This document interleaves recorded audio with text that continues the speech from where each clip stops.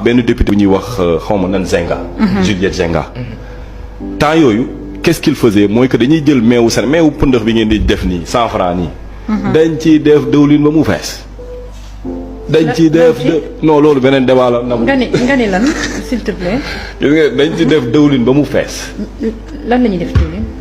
meew bi ñuy naan bi ngeen di naan nii lu naa la wax lu tax gis nga yow déjà boo jëndee sachet meew 30 grammes sax bu ñëwee la 100 francs la nga sa xel war a tey.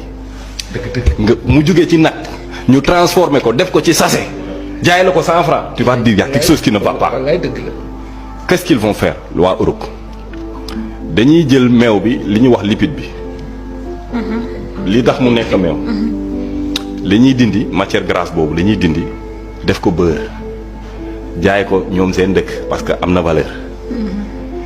léegi meew bi li ci des xam nga meew foog mu am lipide. selon OMS c'est 25% masse pour masse. léegi ñoom il faut ñu compléter li ñuy def mooy dem Indonésie mooy diwlin yooyu ngeen di gis ci boutique yi suba teel bi muy way. la ñuy jël mottalee ko loolu. léegi produit boobu amuñu droit jaay ko Europe ñu ñëw yëlëb ko Afrique di ko jaay benn jour j'ai écrit à Nestlé.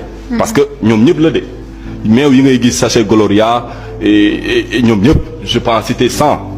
voilà ay Alip au temps xaw ma ndax mu ngi am ba léegi ma bind ko Nestlé mu ne ma selon la réglementation sénégalaise loolu tere amuma empêchement boobu. ma ne ko léegi lu tax doo ko jaay France wala doo ko jaay Suisse. mu ne ñun amuñu possibilité jaay ko fii mais ba léegi ma yëgal la monsieur Diallo loolu du gaañe ma ne ko waa léegi du gaañe lu tax doo ko jaay France waaye mosuma tontu c'est-à-dire que gis nga le problème ici au Sénégal c'est tellement profond des fois ndeysaan damay wax ñu ne ma opposant là.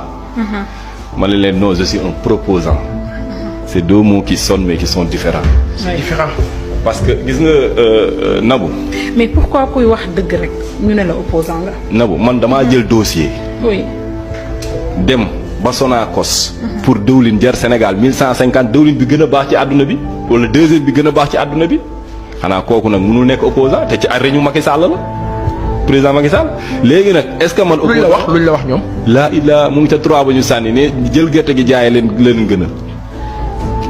tey jii bu ma gisee dëwlinu gerte jar Sénégal 2000 francs sama xol day tàng parce que la solution je l'ai trouvée depuis 1 an parce que mooy sama liggéey dama amoon usine dëwlin keroog wax naa leen ko fi. usine dëwlin bi chinois yi dañ ko rey ba mu dee damay toog dootuma am gerte et j'arrête c'est la même chose pour la Sonacos lu muy def léegi dégg ngeen ko fan yi mu ne Agropole centre dafay dem jaayi xorom Sonacos di jaay xorom.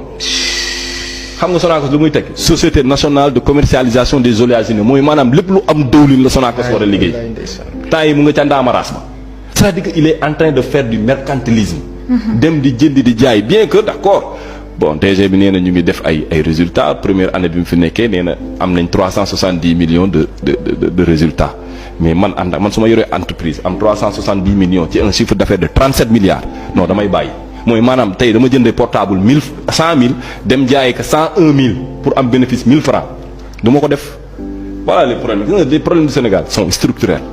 nañu toog ñi xam ku nekk xam-xam bi nga yor nga ñëw teg ko man nag du ma bokk ci réseau boo xamante ne. da ngay génn sa xam-xam ñu def ko ci 3 man je suis un homme d'action j'accompagne mes idées avec des actions. voilà. d'accord léegi Alpha moom wax dëgg yàlla instant bii. man bu fekkee internet yi jëluñu seen dose man jël naa sama dose dañu bëgg a xam exactement. lan mooy solution bi ginnaaw loolu yépp ñu jóge ci OGM yi yépp pour avoir une autosuffisance alimentaire au Sénégal lu jëm ci wàllum mbay ak ban solution lañ mën a teg pour au moins Sénégal di lekk lu ñu bayee ci dëkk bi ba pare mu nekk lu sen loo xamante ne mën nañu koo jëfandikoo. sa phrase boobu nga mujjee neex na ma lekk lu sen. pour ñu lekk lu sen au Sénégal il faut qu'on retourne 30 ans en arrière.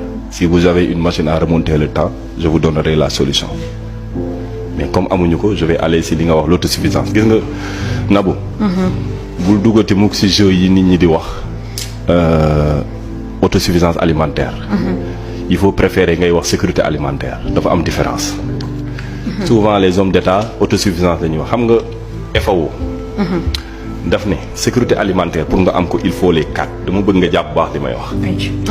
mu ne benn bi il faut nga am disponibilité physique de l'aliment mooy maanaam li nga bëgg nekk fi ñaar bi mu ne disponibilité économique mooy maanaam xaalis bi nekk fi tamit pour jënd ko. mu ne ñetteel bi mu ne l'accès à l'aliment mu ne maanaam nit ñi buñ ko soxlaa mën ko gis. mu ne quatrième bi mu ne ñoom ñett ñëpp na fi nekk ci at bi yëpp mooy nit ki saay su ko soxlaa am ko. loolu bu manqué rek amoo sécurité autosuffisance nga am te autosuffisance baaxul loolu moo ñu dal ci soble bi Sénégal day produire 400 000 tonnes par an loolu moo ñu doy pour suñu autosuffisance mais problème bi pas Assane mooy 400 000 yëpp day génn loo ci benn jour. léegi comme 30 000 la ñuy lekk par weer mënuñu lekk 400 000 yëpp conséquence bu ñu amul fuñ ko denc ni muy mujjee mooy gas di ko suul. léegi nag après nit ñi def nan dem Hollande jënd ji soble looloo man di gën a naqari xam nga lu tax Hollande bi ñuy wax Pays-Bas xam nga ñaata kilomètre carré la 40 000 kilomètres carrés Sénégal xam nga ñaata 195 000 kii am 40 000 mooy dundal kii am 195 000 kilomètres carrés. c'est-à-dire que gis nga je passe beaucoup de temps ci affaire yi yenn saa yi damay dox ay yenn document toog non sama xol day jeex quoi parce que dañu toog ci kaw solution bi di dund problème yi parce que en psychologie dañ naan la première façon de régler un problème c'est d'accepter qu'il y a un problème tant que nanguwoo problème am na du am. gis nga fan yi dans le Saloum seen mboq mi ñu ngi koy attaquer li ñuy wax les chenilles dégg les larves des maïs. ministre bi génn na barki démb télé xam nga lu mu wax nee na loolu amul xam nga kooku accepté wul ne problème bi am na. juste parce que bëgguma président bi laaj ma wala wax ma. parce que ça xam nga lu tax président Macky Sall bi mu fi ñëwee ba léegi budget bi daanaka dafa doublé de agriculture jaaree na.